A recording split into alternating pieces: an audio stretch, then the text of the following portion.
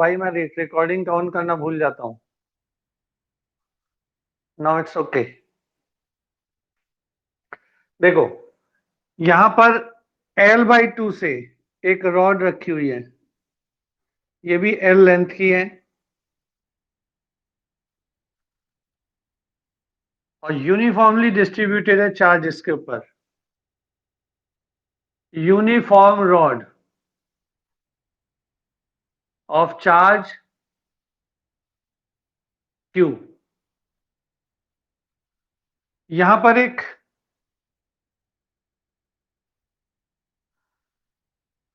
Point charge रखा है Q1, यहां एक पॉइंट चार्ज रखा है Q2 और यहां एक बहुत छोटा सा स्फीयर बॉल रखी है इस तरह से, जिसका आधा हिस्सा अंदर है आधा बाहर, और इसके ऊपर चार्ज है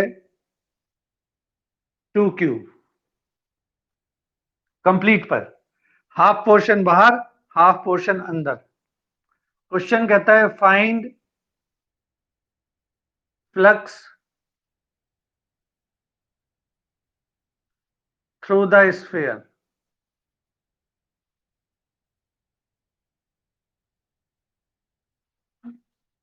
JEE mains 2016। Find flux through the sphere. Question clear हो गया सबको? पहले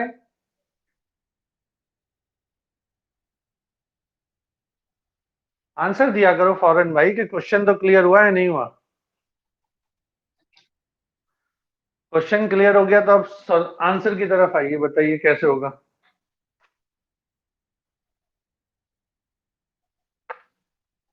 हमने कहा कि ये एक स्फीयर है जिसकी लेंथ है L। इसके अंदर एक चार्ज रखा है Q1, एक बाहर रखा है Q2, ये एक रॉड रखी है जो बिल्कुल सेंटर यानी L/2 से लेकर शुरू होती है और इसकी लेंथ है L।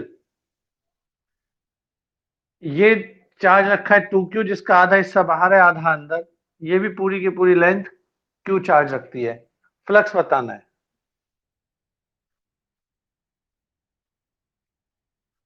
सौरभ आंसर बताओ बेटा।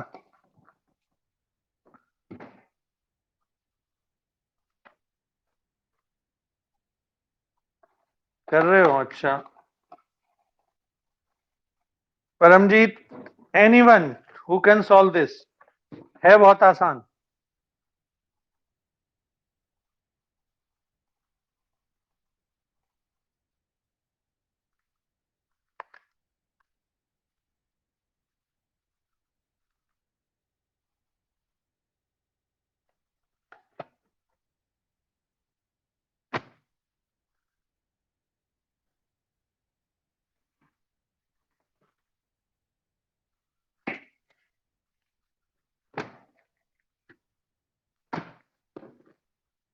नहीं हो रहा?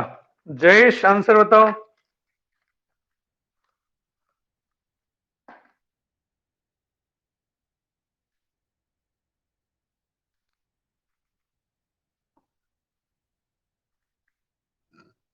जयेश, दीपेश, हिमांशु।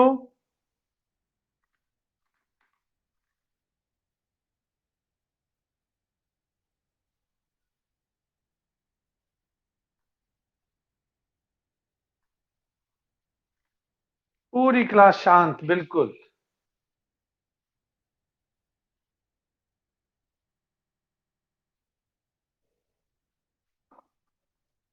जयेश, कैमरा नहीं है, ऑडियो तो हो सकता है ना? आंसर बताइए।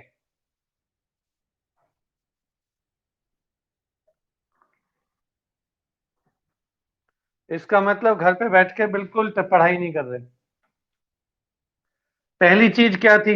अगर मुझे फ्लक्स निकालना है गॉसियन सरफेस या गॉस थ्योरम में, अगर गॉस थ्योरम को अप्लाई करनी है, क्या कंडीशन है पहली?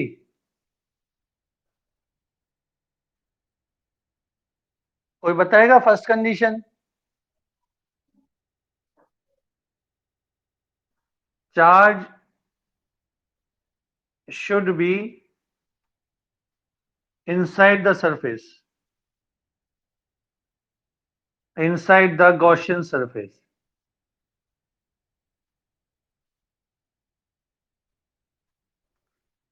यहां गॉसियन सरफेस क्या है, मैंने ब्लू रंग से दिखा रखी है, स्फीयर है। अब इसका मतलब चार्ज शुड बी इनसाइड, तो ये जो बाहर वाला चार्ज है इसे कंसीडर नहीं करेंगे। हम किसे करेंगे? केवल अंदर अंदर का चार्ज। तो अंदर का कितना चार्ज है? एक Q1 है, तो इनसाइड चार्जेस, इनसाइड चार्ज एक तो हो गया Q1 प्लस, इसका आधा हिस्सा अंदर है और आधा हिस्सा बाहर है। पूरी रॉड पे चार्ज कितना है? Q। आधी पे कितना हो जाएगा? Q/2। सिमिलरली यहां पर बताया कि ये जो बॉल है इसका आधा हिस्सा बाहर आधा हिस्सा अंदर, टोटल चार्ज 2Q, तो आधे पे कितना होगा? Q। तो सबसे पहली कंडीशन ही ये होती है हमारी गॉस थ्योरम की कि charge should be inside the Gaussian surface. तो पहला काम क्या है? गॉसियन सरफेस के अंदर जितना भी चार्ज है वो कैलकुलेट करना है कितना है। नेक्स्ट, अब गॉस थ्योरम की स्टेटमेंट क्या है? स्टेटमेंट है the total flux is always 1/epsilon naught times of net charge inside the surface। यानी flux is equals to Q/epsilon naught। अब इसकी वैल्यू रख दो। टोटल अंदर चार्ज कितना है? Q1 plus Q/2 plus Q divided by epsilon naught। ये कितना हो गया? Q1 plus 2Q1 plus 3Q divided by 2 epsilon naught। This is the answer. क्या दिक्कत थी इसमें? बहुत इजी क्वेश्चन है, तो है कुछ ही इसमें?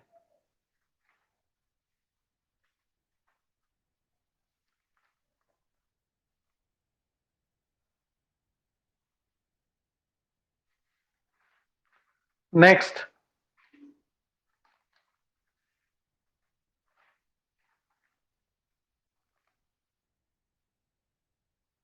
आज मैं कुछ इंपॉर्टेंट क्वेश्चन करा रहा हूं सारे, कल भी कराए थे बोर्ड के हिसाब के।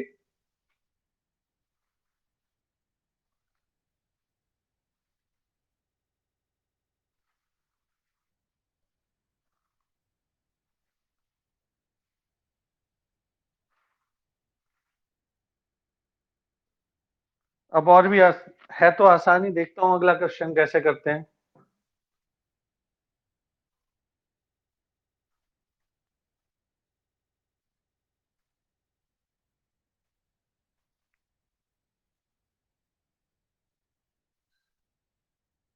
Next,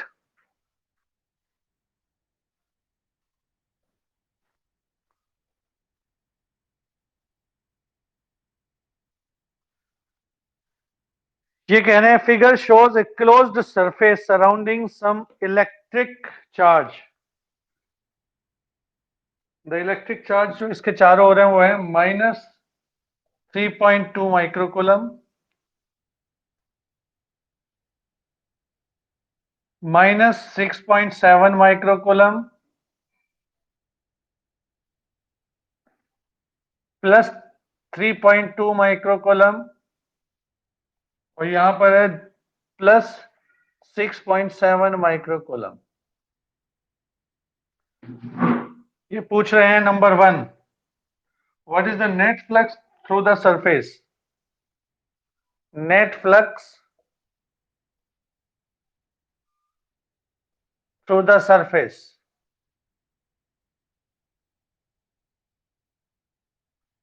number 2, electric flux directed inward और आउटवर्ड फ्रॉम द सरफेस।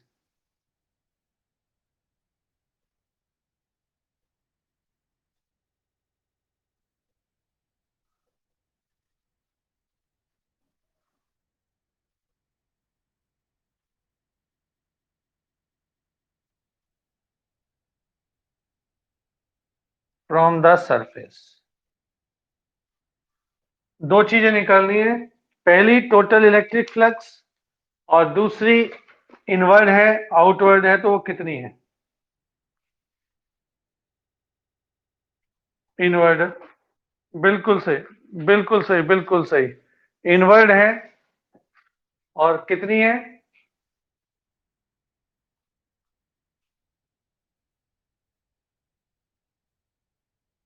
थोड़ी सी गड़बड़ कर दी। देखिए, फिर से चलता हूं। सबसे पहली चीज ये देखनी है कि आउट अंदर चार्ज कितना है। तो ये वाला चार्ज 3.2 आउटसाइड है, हमें कंसीडर नहीं करना, हम इसे नहीं लेंगे। ये वाला कैसा है, ये भी आउटसाइड है, इसे भी हम नहीं लेंगे।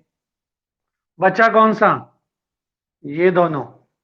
तो Q इनसाइड कितना है, -6.7 माइक्रोकूलम प्लस 3.2 माइक्रोकूलम, कितना आया, माइनस में 3.5 माइक्रोकूलम आ गया। इसका मतलब जो नेट फ्लक्स होगी वो उसकी डायरेक्शन किधर की तरफ होगी, अंदर, क्योंकि माइनस साइन हमेशा अंदर की तरफ खींचता है, ये होगी। ठीक, तो दूसरे वाले क्वेश्चन का आंसर आ गया इनवर्ड। अब फ्लक्स होगी कितनी, तो गॉस थ्योरम क्या कहती है कि flux is equals to Q inside upon epsilon naught. तो ये हो जाएगा 3.5 इंटू 10⁻⁻6 डिवाइडेड बाई 8.85 इंटू 10⁻⁻12। इसे सॉल्व करना था भाई साहब, आपने 3.5 कर दिया, and the answer is 3.95 into 10⁻5। अगर ये माइनस है तो माइनस ले लिया, 3.95 इंटू 10⁻5 न्यूटन मीटर स्क्वायर पर कूलम स्क्वायर, ये आएगा आंसर। नोट कीजिए फटाफट।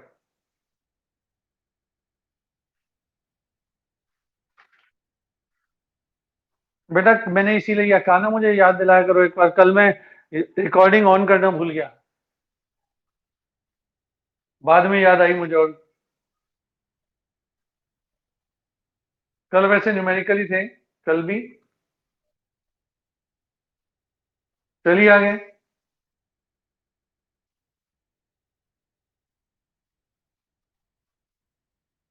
चलें। Yes sir.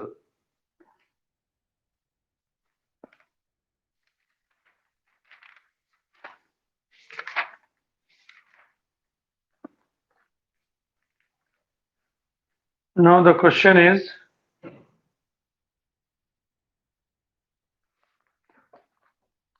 ए पॉइंट चार्ज। इस क्वेश्चन को मैनेज कराना चाहता तो ये को तुम लोग आंसर बताओ फटाफट।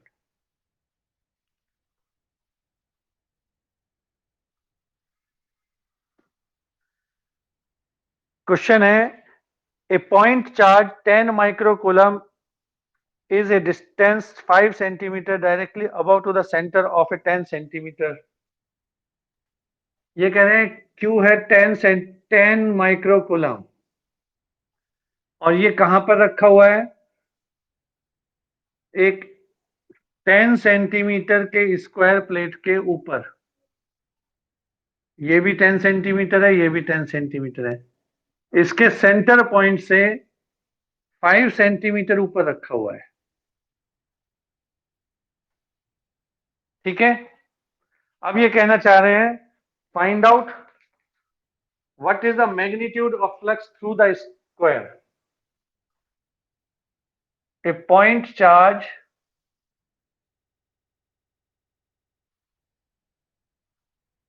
ten microcoulomb is at 5 centimeter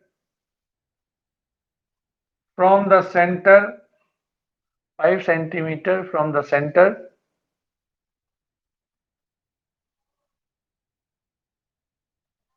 of square of side 10 centimeter as shown in figure.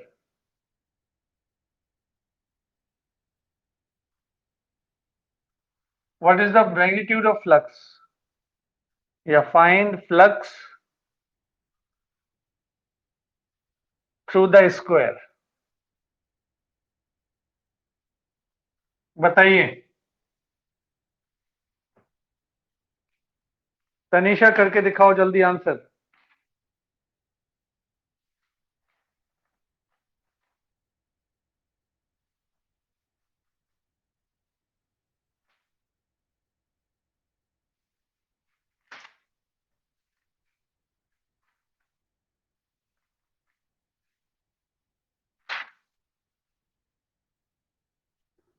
अच्छा, very good. One 1/6 Q by, नहीं 1/6, 1/6 epsilon not, 1/6 epsilon naught Q by epsilon not, और क्यू की वैल्यू 10।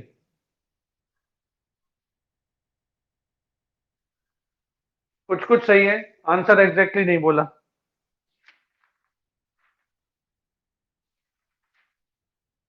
और कोई?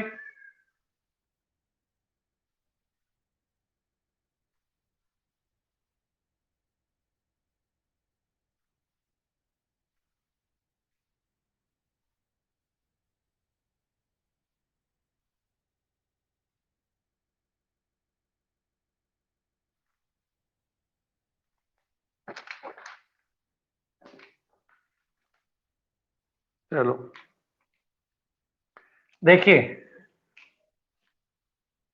फ्लक्स आप लोगों का पहला कंडीशन होती थी कि फ्लक्स भाई क्लोज्ड सरफेस पे होना चाहिए, तो यहां पर हमें क्लोज्ड सरफेस बनानी पड़ेगी,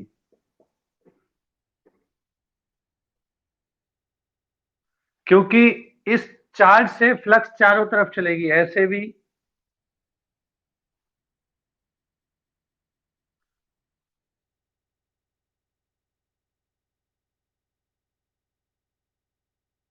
ऐसे सारे में चली। जब ये सारे में चली तो हम देख रहे हैं कि कुछ फ्लक्स, यानी कुछ लाइंस यहां से लेके यहां तक की, वो इस वाले स्क्वायर से पास होंगी। तो हमने क्या किया, 10 सेंटीमीटर के स्क्वायर के ऊपर एक क्यूब कंसीडर कर डाला।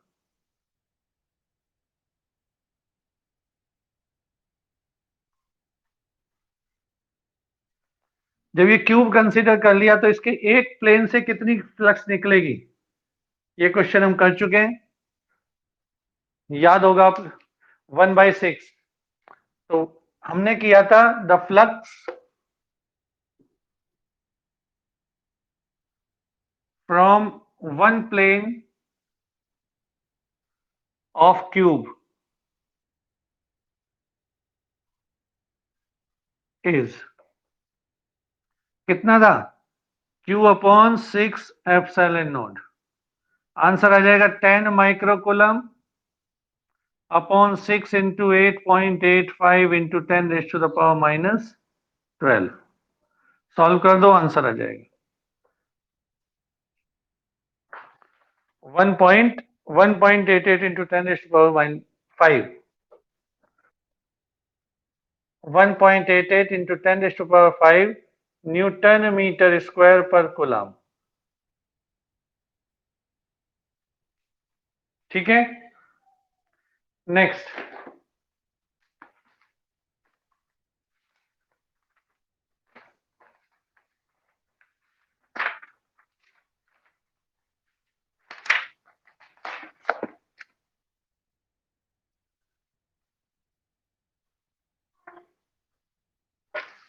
बहुत इजी क्वेश्चन दे रहा हूं लेकिन थोड़ा सा अलग तरह का, क्योंकि थोड़े कंपटीशन के क्वेश्चन कर रहा हूं. This is not based on Gauss theorem, it is based on electric field.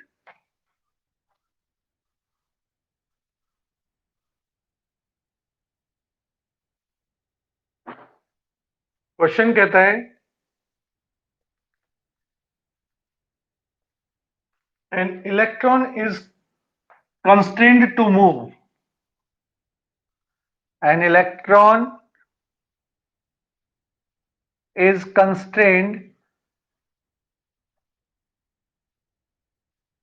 to move along the axis of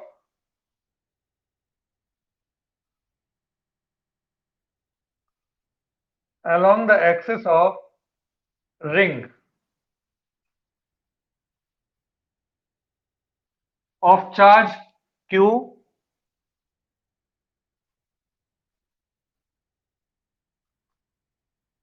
and radius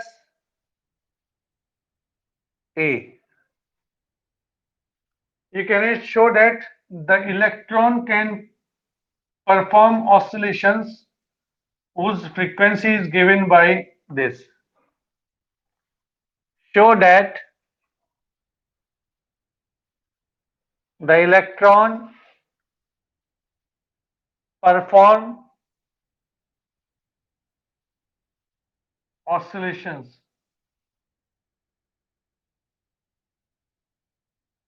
and its frequency, angular frequency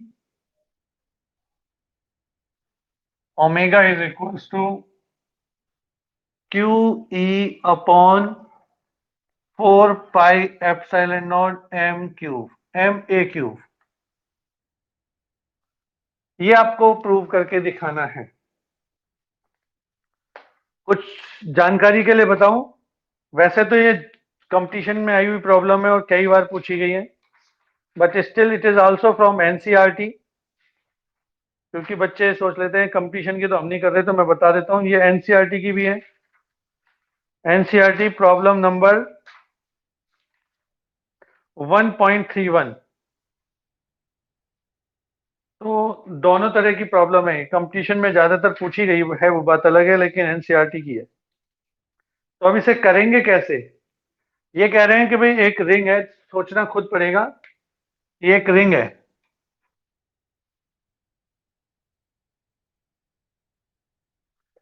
और इस रिंग का एक्सिस कौन सा होगा, जो इसके सेंटर से पास हो.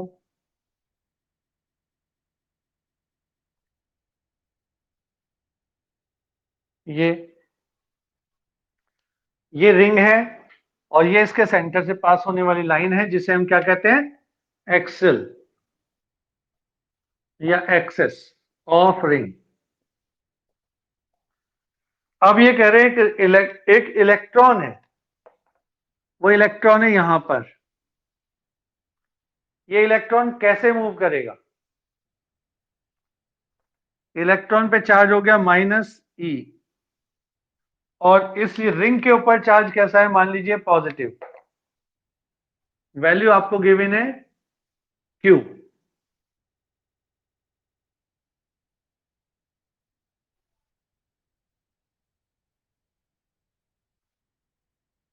कोई बताएगा किधर की ओर चलेगा ये इलेक्ट्रॉन.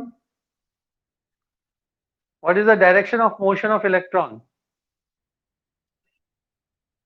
Towards ring. क्योंकि ये पॉजिटिव है, ये नेगेटिव है, रिंग चारों ओर अपनी तरफ फोर्स लगाएगा इस पे ऐसे,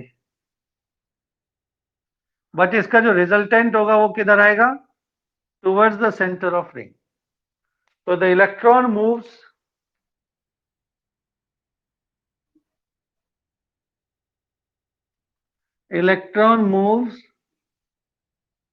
towards the center of ring due to electric field. और किसके द्वारा लगाया गया इलेक्ट्रिक फील्ड, इस रिंग के द्वारा, ड्यू टू रिंग. तो बेटा इसे नोट कर लेना. इलेक्ट्रिक फील्ड ऑफ रिंग, इसका फॉर्मूला कोई बता पाएगा? किसी ने पढ़ा है क्या? अगर ये डिस्टेंस है x, if this distance is x, this is a, तो हम कहेंगे qx 4 pi epsilon naught a square plus x square की पावर 3/2। इसको याद कर लो, इलेक्ट्रिक फील्ड एट एक्सिस। अब इलेक्ट्रिक फील्ड लग रहा है इस डायरेक्शन में, ब्लैक वाले एरो, चार्ज है इसका ये, तो फोर्स कितना हो जाएगा? Then force on the electron is F is that is equals to Q into E नहीं, इसका E into E, charge of electron into electric field।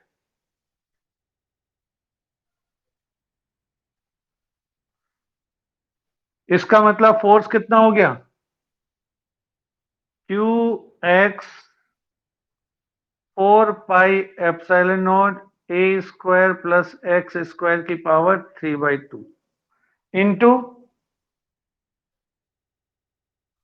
Small ई। अब बेटा एक चीज देखो, जब ये इलेक्ट्रॉन यहां की जगह यहां आ गया तो इस पे फोर्स किधर लगेगा?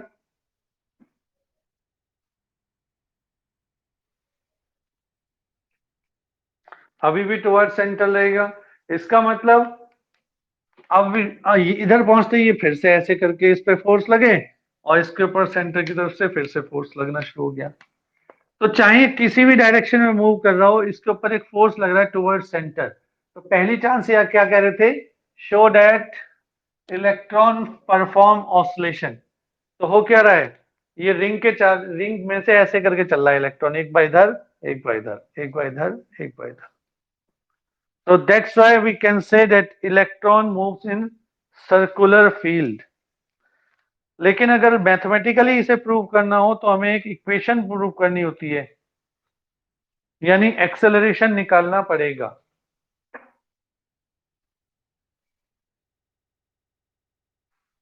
बताओ क्या होगा, एक्सेलरेशन कैसे निकलेगा?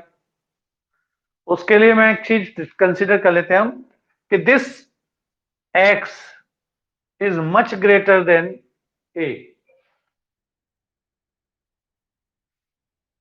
क्वेश्चन में शायद गिवन भी था, ग्रेटर नहीं है, स्मॉल देन।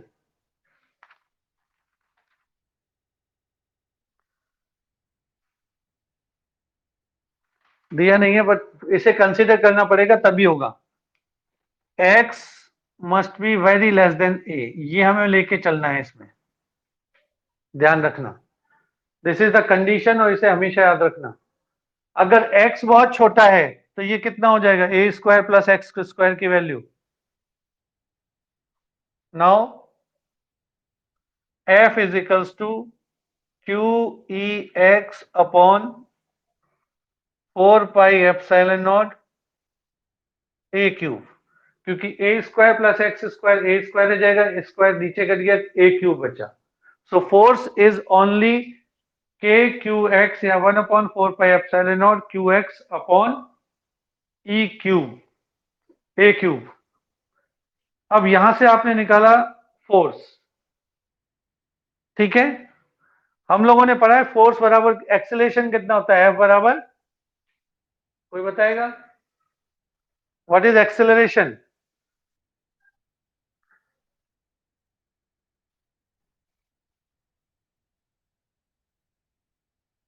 एक्सेलरेशन होता है F upon m, capital A से दिखा देता हूं। इसको हम इंटीग्रेशन डिफरेंशिएशन में ये भी लिखते थे, d2x ओवर dt स्क्वायर लिखते थे ना। और ये कितना हो गया? F/m d2x over dt square acceleration, यानी q e x upon 4 pi epsilon naught a cube into m। Force के नीचे मास और लगा दिया इलेक्ट्रॉन का। यहां से आपका आ गया एक्सेलरेशन। बात समझ में आई यहां तक?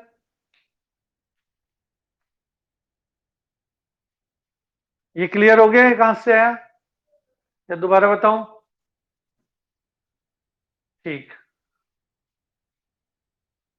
अब देखिए एक चीज और बताता हूं यहीं पे, जो याद रखना आगे से हमेशा, कुछ कंपटीशन के पॉइंट्स हैं इसलिए कह रहा हूं।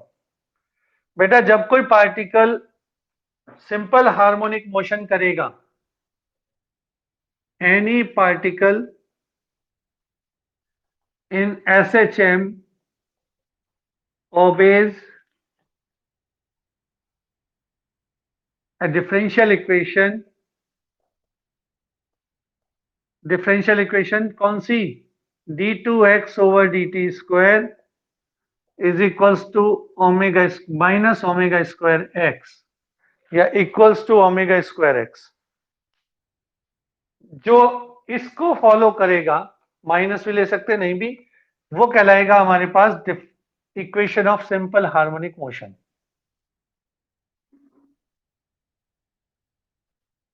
अब जरा इन दोनों इक्वेशन को कंपेयर करना, ये वाली और ये वाली, क्या दोनों सेम है या नहीं है? Compare these two. यहां पर है d2x/dt², यहां पर भी d2x/dt²। दूसरी साइड में यहां x है, यहां भी x है। इसका मतलब क्या हुआ? और ये क्या है सारा? ओमेगा स्क्वायर एंगुलर फ्रीक्वेंसी, ये एंगल, बाकी बची हुई चीज सारी। तो हम कह सकते हैं from one and two omega square is equals to q e upon 4 pi epsilon naught a cube. और क्योंकि दोनों इक्वेशन सेम है, इक्वेशन 1 and 2 आर सेम, तो दिस मोशन इज SHM, यानी सिंपल हार्मोनिक मोशन। आपको निकालना था क्या? ओमेगा। ओमेगा कितना हो जाएगा? Q e upon 4 pi epsilon naught a cube. Answer आ गया।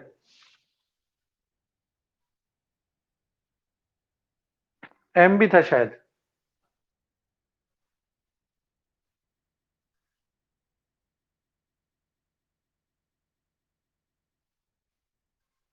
हो गया।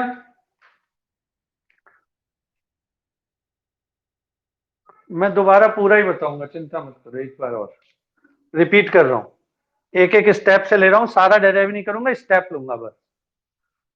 ठीक है, इधर की तरफ स्टेप्स ले रहा हूं। देखो सबसे पहला स्टेप क्या हुआ?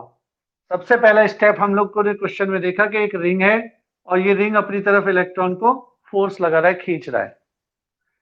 इलेक्ट्रॉन का चार्ज था E, रिंग ने जो इसके ऊपर इलेक्ट्रिक फील्ड लगाया वो था कैपिटल E।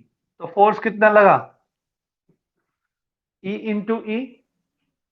तो सबसे पहला स्टेप ही हमारा ये है, number 1, force on electron due to ring's electric field. और वो कितना होगा? फोर्स हो गया हमारे पास F, this is equals to E into e. पहला स्टेप है ये। इसकी डायरेक्शन किधर होगी? बार बार बताई थी, टुवर्ड्स सेंटर ऑफ रिंग।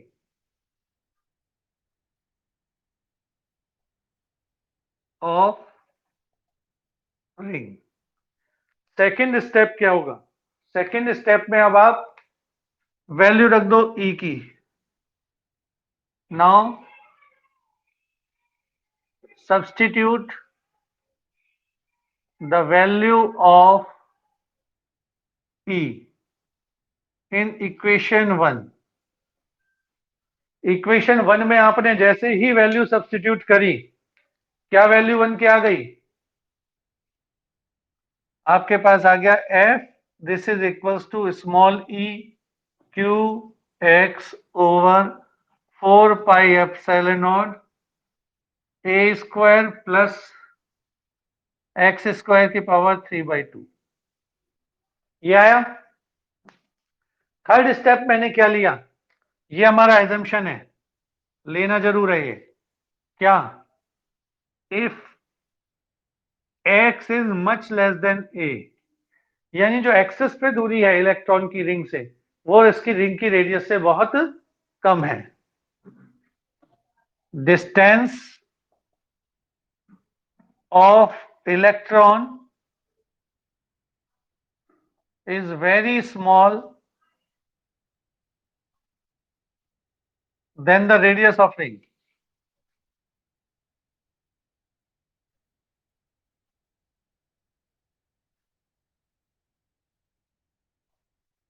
ठीक है, चौथा पॉइंट क्या लेंगे, यहां से हम लोग अब एक्सेलरेशन कैलकुलेट करेंगे।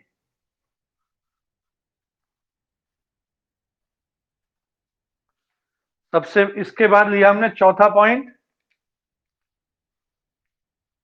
नीचे दिखाई देता है यहां पे अगर मैं लिख रहा हूं तो? ठीक है, फोर्थ पॉइंट होगा बेटा एक्सेलरेशन। और एक्सेलरेशन यानी ए इज इक्वल्स टू क्या आएगा, force upon mass. This is equals to E Q X divided by, हमने इसको एक्स को बहुत छोटा माना तो ये खाली ए स्क्वायर बचा, इसके स्क्वायर से 2 पावर कैंसिल हो गई, ये बचेगा 4 पाई एप्सिलॉन नॉट ए क्यू इनटू मास, यानी फोर्स अपॉन मास। अब तीसरा पांचवा पॉइंट क्या होता है इस टाइप के न्यूमेरिकल्स का, ध्यान रखना कि the equation of SHM, simple harmonic motion की इक्वेशन क्या होती है, d2x over dt square always equals to omega square X, ये होती है।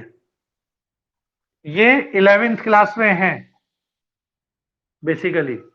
ध्यान रखना, सिंपल हार्मोनिक मोशन की इक्वेशन क्या कहलाएगी, d2x over dt square equals to omega square X. Mathematics में इसे हम कहते हैं second degree linear equation. Second degree linear differential equation solve करना सिखाएंगे विशाल सर आपको थोड़े समय बाद। अब इन दोनों इक्वेशन को कंपेयर करना है, क्योंकि ये क्या है एक्सेलरेशन, और एक्सेलरेशन को हमको क्या लिख सकते हैं, ये इक्वेशन 1, और दूसरी एक्सेलरेशन, एक्सेलरेशन को भी तो लिखते हो d2x ओवर dt स्क्वायर, ये हो गया E Q 4 pi epsilon naught M A cube into X. This is equation number 2। अब इन दोनों को कंपेयर करके देखना, फिर से बता रहा हूं ये बात में, d2x dt स्क्वायर दोनों तरफ है, x दोनों में है, इसका मतलब ओमेगा की वैल्यू कितनी हो गई है, तो इसको नोट कर दो बस। 6 पॉइंट क्या हो गया, omega square is equals to E Q 4 pi epsilon naught M A cube, omega is equals to under the root E Q upon 4 pi epsilon naught M A cube, and the body is in SHM, and electron shows SHM। देखो एक बार question और पूछा गया था, वो क्या पूछा गया, ओमेगा निकालने के बाद वो कहता है टाइम पीरियड और बता दो भाई, लग याद। तो टाइम पीरियड का फॉर्मूला आप लोगों ने पढ़ा है ना, ओमेगा बराबर क्या होता है 2 पाई बाई टी। तो अगर ऐसे क्वेश्चन में टाइम पीरियड पूछ ले तो हो जाएगा 2 पाई बाई ओमेगा, क्या आ जाएगा time period, T is equals to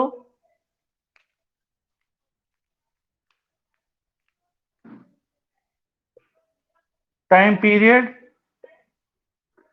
t equals to 2 pi upon omega, यानी under the root 4 pi epsilon naught M A cube upon e cube. ये दो क्वेश्चन हो गए। एक बार ये भी पूछा जा चुका है कि टाइम पीरियड कितना होगा। टाइम पीरियड पूछ लिया, फ्रीक्वेंसी पूछ लिया, एंगुलर फ्रीक्वेंसी पूछ लिया, कुछ भी पूछ सकता है वो। तो ये एक स्पेशल टाइप का क्वेश्चन है, इलेक्ट्रिक फील्ड में से पूछा जाता है।